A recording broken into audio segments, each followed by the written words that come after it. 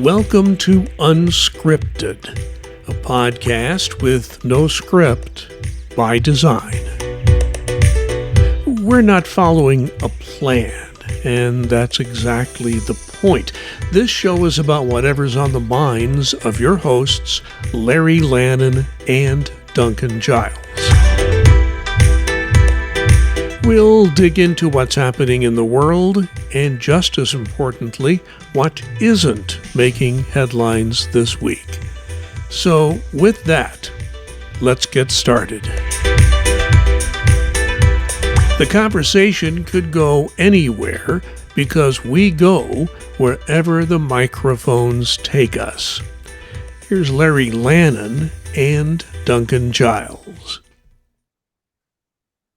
I'm Lannan, he's Giles. This is Lannan and Giles Unscripted, and today is December 4th of 2025. Welcome back to the podcast, Duncan Giles. Thanks, Larry. As always, it's good to be here. Well, it's good to be here, but we in the Midwest have had a very early taste of winter. I saw the National Weather Service saying that they went back on their records in Indianapolis, anyway, that office went back to their records to 2008. They had to issue a winter storm warning at the end of November. They couldn't find one going back to 2008. Some people say it was the worst early weather outburst we've had in decades. So it's starting early, at least in our part of the world. Well, I know they said, I saw something online that the National Weather Service said, for as early as it is, the earliest late November, early December, these are the coldest temperatures on record since I want to say 1845. Yeah, I saw that too. I'm not so sure about that. Some of those records aren't reliable, and I think that yes, if you depend on how, it's like anything else. It depends on how you want to group things. But it's cold and it's snowy and it's icy and it's too early. Are you trying to say the records from 1870 aren't possibly reliable, Larry? Is that what you're trying to tell me? They're good as gold. Records from the 1970s might not be too reliable, much less the 1870s. In 1970, some of those weather guys I knew in the 1970s doing news were, I'm not sure what all they were taking at the time, so you never know. I want to talk about a couple things here as we get started.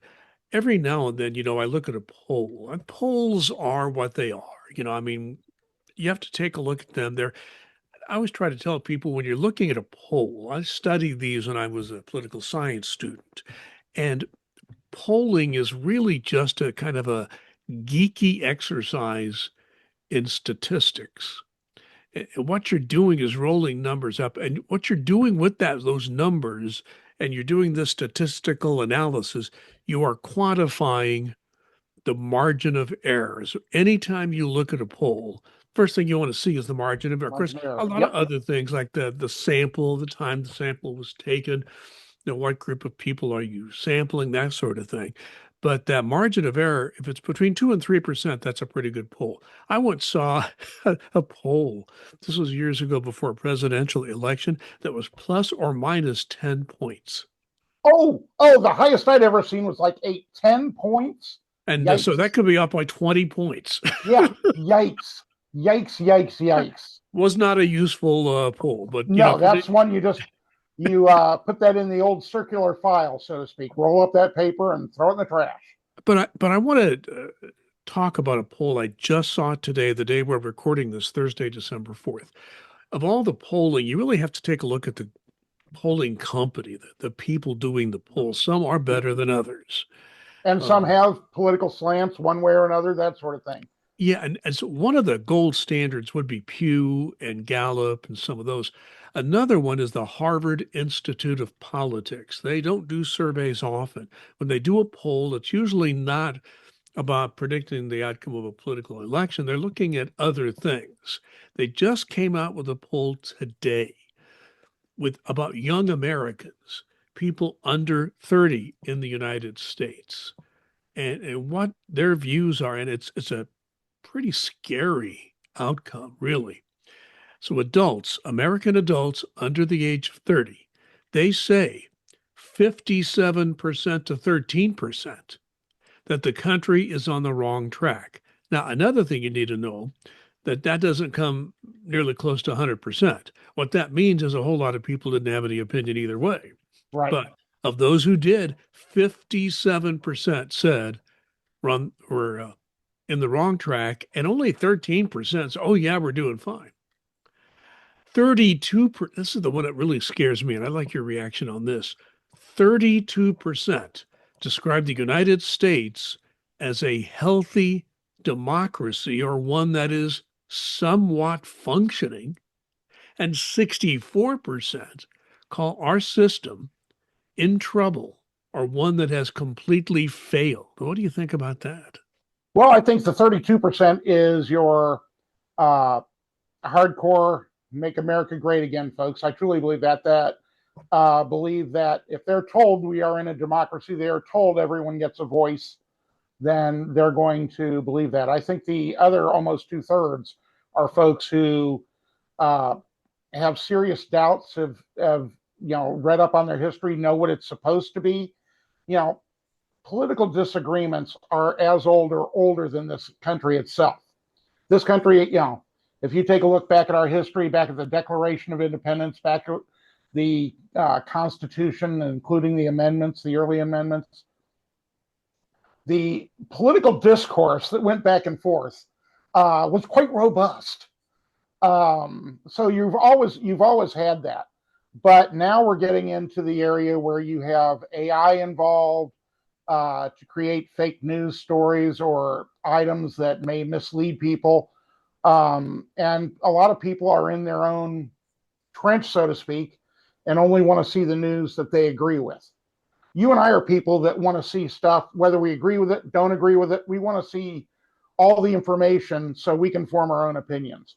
But there are so many people out there who just want to get, it fed to them, however their worldview is. I wouldn't disagree with anything you're saying, but I would say that the dominant reason for these results is something else. And here's what I think. We came out of World War II as a society, and there was almost an assumption that our kids and their kids were going to have a better life than we had. Yep. A lot of those people lived through the Great Depression too, when you think about that. But the idea is, okay, our kids and our young people are going to have a better life even than we do, or at least as good, hopefully better. And I think that supposition is gone. And I think these young people are saying, yeah, our life isn't as good as our parents. And why is that? So I think that's a big part of this not really believing in the system or believing that the system is working for them. Those of you who are geeks, by the way, just so you want to know, if you want to know this stuff, this poll was 2,040 adults under the age of 30 in the United States, taken from November 3rd to the 7th. This is pretty recent. That's a pretty sizable and good sample if they got a good cross section. I'm sure Harvard did that. So I don't know about you. I think what was the plus minus on that? I didn't get the plus minus, but it's usually between 2% and 3%. Yeah, see, that's a fair thing. And when they talk about, it's not as good as our parents had it. Affordability. I know that certain administration officials, scoff at that and think, but it's a real thing. I mean, you take a look at housing prices, car prices, things of that nature, versus what people can make. And the American dream is unattainable for a lot of people. Well, you need to work harder. Well, you can only work so many hours. You have to sleep. You have to eat. That's part of it too. So I think there's a large part of that plays into it. I think if you took such a survey of retirees in Florida, you might get the same result. I think you're right. I don't know if you've seen the latest numbers from the state of Florida. Luckily, my in-laws had some property down there that they rented part of the year, lived in during the winter, and they sold it. Thank goodness they did. The insurance rates have gone sky high. And why is that the case? I hate to, give you the news here. It's climate change, whether you like it or not. Climate change has caused it. If you can take whatever political slant you want on climate change. The science is clear, and the insurance industry doesn't worry about the political slant. They're looking at the numbers, and Yeah, that the insurance rates to own any kind of property in the state of Florida, not just on the coastlines where it's really bad. It could be anywhere in Florida because there have been so many severe storms lately. So, cost of living is a definite issue across the board, but I think young people are seeing it nationwide in particular. yeah, and I'm glad climate change and global warming. Global warming is the cause of climate change, and people sit there and say, "Well, if it's warm, why is it? If it's global warming, why is it so cold outside, or why are we having winter so early?" And those are the type of people that make me want to bang my head against the wall, There's a because they're difference between climate and weather, right? yeah, exactly, exactly. It's like cause effect. Ta-da! This is pretty basic stuff, but people don't want to accept it. I want to move on to something else because I want to talk about something you and I have dealt with in our professional careers. You were a union president in the civil service. I was both a manager and a union official, not a president, but a union official um, in the civil service, federal civil service. A lot of attention has been given here recently in the news to illegal orders. Do you follow an illegal order, particularly in the military? However, it's also true in the civil service. There are some differences, but you're still working for the government in either case. And the question is, if you're in the U.S. military or you are a civilian civil service employee, what's your legal and ethical duty to refuse an illegal order? Well, we both, in the military and civil service, what do? We take an oath of office. We have to follow federal statutes.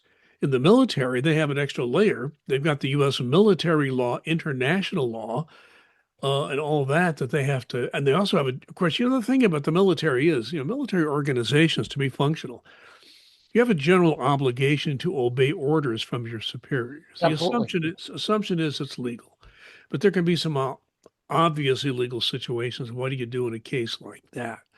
Because in the military, you've got the Uniform Code of Military Justice, you have the Yep. Manual for Court Martial, you have all those extra layers of law, but they have to follow the Constitution, law, higher lawful orders.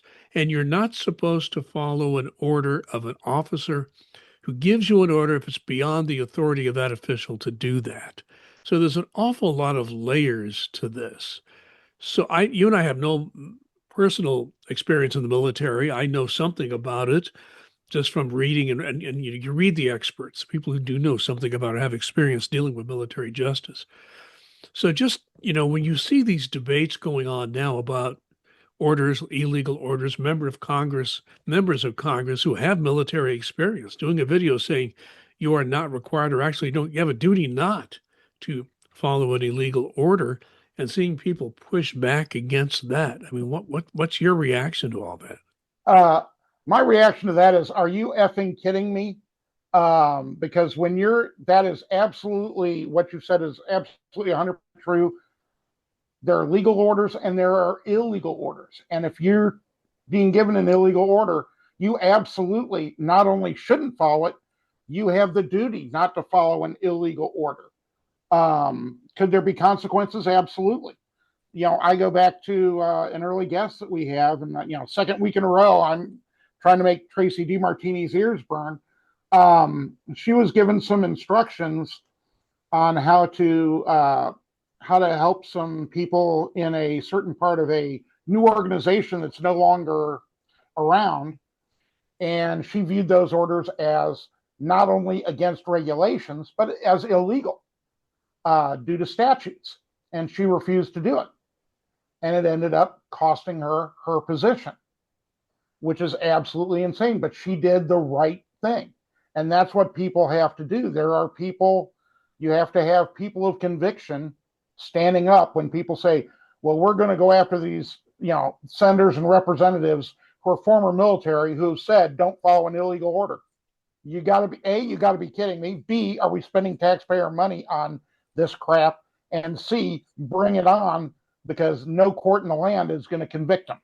Well, the other thing, I'm staying with the military. I'm going to get to civil service in a moment, but staying with the military for a moment, as strange as it may sound, a lot of the law that we have, even in America, but even further in international law, which we are governed by international law, whether Yep, we like it or not, we do.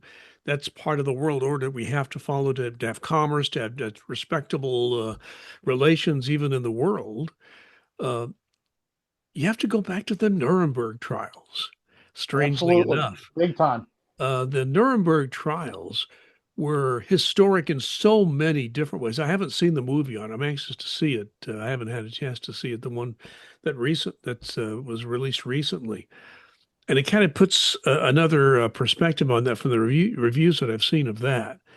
But during those Nuremberg trials, uh, the U.S. doctrine basically said we reject the defense that, hey, I just followed orders, which was the defense of a lot of these defendants in the Nuremberg trials. And what those trials established, and that was, I think, a very important moment in history that we had those trials. A lot of people didn't want to have those trials. Right. There's a lot of background on that, but it happened because, number one, we don't want to ever see this happen again. We want to establish some international standards. Now, remember, orders given to the military are presumed to be lawful in almost every Yep. case. Yep. And I studied tort law at one time. Tort law is the law that governs people suing each other in the United States. And the courts established this precept called they called it the reasonable man, later changed to the reasonable person or reasonable human being, if you will. When they try to figure out, did you act reasonably or not, they tried to set up this mythical reasonable man, reasonable person later. And the idea is, what would this ordinary sense of understanding by this reasonable person, what would you do if you were a reasonable person? And they tried to use that as a standard to see whether you acted reasonably in a lawsuit situation. But the same thing sort of happened in Nuremberg, that if an ordinary sense or understanding is there, then you're presumed to have a legal kind of, and orders are, I think you can presume in your chain of command of the military that that is true, unless it's quite obvious that you're breaking the law or the Constitution. Let me move on to the civil service. You've already talked about that. Because the civil service, you and I both took an oath the very first day we showed up for work. We didn't take an oath to anything, any person, any office, any individual. We took an oath of office to the Constitution of the United States to defend and faithfully discharge the duties of our office consistent with that. So that's very important that we all remember that. And that there was something else that came up called the Whistleblower Protection Act. I don't know about you. I rarely ever recommended people use that. What was your view on that? Yeah. First off, it's been gutted quite a bit since it was first enacted. But second, yeah, I don't feel that the teeth that it was idealized to have has. And so therefore, yeah, you can be a whistleblower, but you better make darn sure everything's illegal and you have a perfect ground, because they're going to be coming after you for doing this when they absolutely shouldn't. I mean, the assumption is you're getting a legal order, and generally, just like in the military, you're supposed to follow the chain of command. In the federal civil service for civilians, a direct order from you're supposed to follow it, and that is the assumption that you would do that. And as a union official, if you get a direct order from your manager, you're supposed to follow that. And if something's illegal about it, maybe the union can go challenge it later. But you don't want to set up a confrontation where somebody can get themselves into very serious trouble unless it's obviously illegal. And you gave that example that was a very good one before.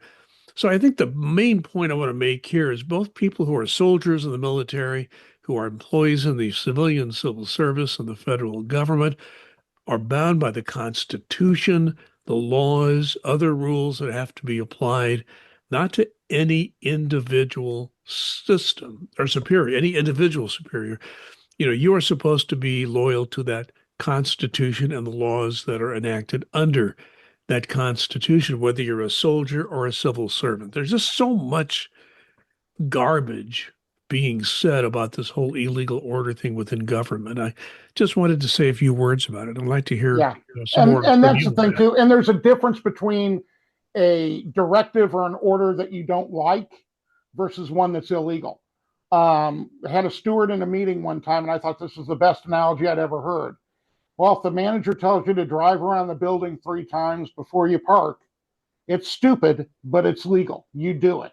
It doesn't violate any of the Code of Federal Regulations. It doesn't violate any statutes, anything of that nature. And I was like, that's a great analogy. That's something that, can be handled separately, but it's not an illegal order. So, an order you don't like, if a soldier in the field gets an order that they think is stupid, okay, this is going to get a lot of people killed. Well, they legally can give it. Versus, okay, you take these prisoners out and you shoot them. You take these defenseless people out and you shoot them. That's against the Geneva Convention. That's an illegal order, that type of thing. So there is a differentiation, and people who buck that, who say that you should follow all orders blindly, have not obviously learned the lessons of Nuremberg, or much less probably heard of Nuremberg. Well, let's lighten things up a little bit. Let's talk about the stories that did not make the mainstream media. My first story today is a strange one. I don't know about you, but I live in Fishers, Indiana. We've always had a reputation for, having co-working spaces and welcoming entrepreneurship, that kind of thing. Not a bad thing in general. We have an entrepreneur in Texas. This actually came from a foreign news service, NDTV, but it's an American entrepreneur. He stirred some conversation online because he shared some details of something he did recently.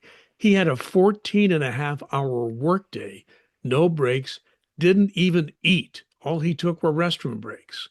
His name was Brandon, founder of something called Aspire Commercial. It's a real estate firm. Arrived at the office at 8 a.m., left at 10:30 p.m., focused entirely on the work aside from those restroom breaks.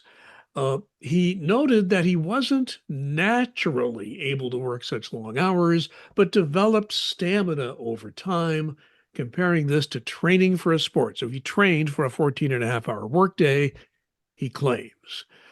He admits, I just forgot to eat because I was so involved in all the work I was doing that day.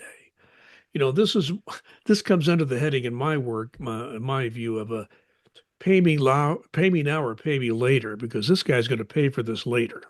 Yeah, he's going to auger in, and having a spouse who works much longer hours than she should have to, and oftentimes doesn't take a lunch, oftentimes doesn't take restroom breaks because she wants to get the work done, because she's so dedicated. She wants to do it, puts in way more than a 40-hour work week. It happens, and I could see where the guy is saying, okay, I'm building up stamina. Okay, but you're going to pay for that later. The sad part is, for a lot of these people who are putting their nose to the grindstone and doing what they can, they're doing it out of sense of duty. This is a job that needs to get done. Unfortunately, a lot of the companies, now this guy is self-employed, but a lot of the companies out there don't recognize that. Or the immediate manager may not recognize that, where people above them do. It's sad when it has to come to this, put it that way. Yeah, remember our another past guest we had, Scott McCain, talked about the fact that the most profitable hotel in the state of Arizona was the one that was rated as the best for employees. He called that a clue. Yeah, exactly. Which is like how you treat your employees may have something to do with the profitability of your business. Let's go to Daytona Beach, Florida. CBS News had this story. Oh, let's go to Daytona Beach. That sounds good. Yeah, this time of year, yeah, yeah, in the Midwest, it's a little cold absolutely. here. Let's go to Daytona Beach.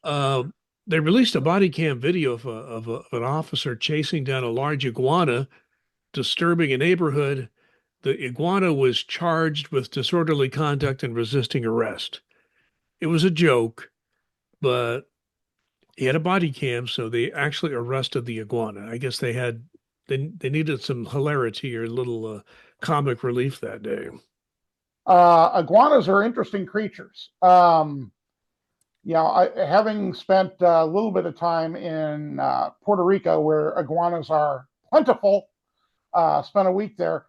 If it gets too cold, iguanas fall out of trees because they're basically frozen. We were down, Jane and I were down in Key West earlier this year, in January of this year, and it got cold. It was like 20 below zero. Here it was like 50 degrees, and people were going crazy down there. And we were watching Miami TV. That's what the TV they get in Key West. And they were having TV stories about the iguanas falling out of trees. I guess they're Yeah, used to this when the weather gets cold. yeah. The iguanas fall out of trees. People try and get rid of them by whipping them by the tail. Taking them by the tail and throwing them, and sometimes the tail comes off. But guess what? It grows back. Iguanas are really interesting creatures. But on another note, police body cams. Everybody was like, we need to get police body cams. We'll see all the abuse and all that. Most of the time, you see stupid human tricks. People just not knowing how to behave. Yeah, I agree with that. You and I have talked about my little guilty pleasure of seeing these on YouTube, and all you can think of is, do people really act like that? Most of the time, it's like these police officers, man, they don't get paid enough in most Yep. cases. Uh, Facebook groups are fun. You always find a Facebook group or try to find one that has some common interest with you. Well, there's a Facebook group that's, they all celebrate different things. This Facebook group celebrates the ordinary. They call themselves the Dull Men's Club, but they're not really dull, it turns out, because they're growing in popularity. Their members are going, I mean, they're growing members like crazy. What do? Well, they share photos of homemade Pringle wheels dubbed the Ringle. They have Lord of the Ringles, while others discuss some of their favorite topics: pylons, roundabouts, well-maintained lawns. I guess you could also call them the dull suburban men's club. Yeah, I would join that group. I'll probably join it. Well, maybe tomorrow. I'm not going to join it today because that would break the rules of the Procrastinators Club.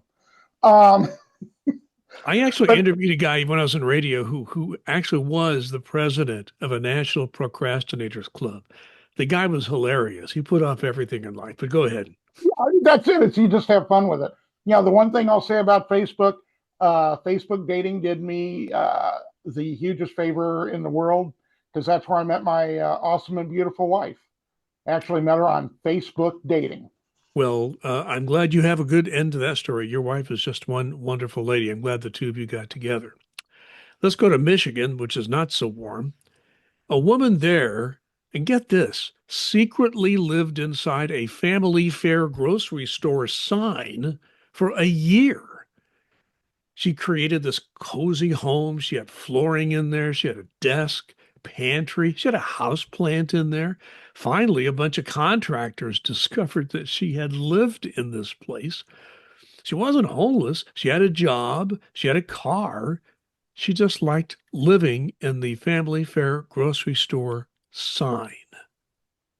That's it must have been a big sign. I would imagine when it was windy, and it does get windy up in Michigan, that could have been interesting. But God bless her, and sorry they had to find her out.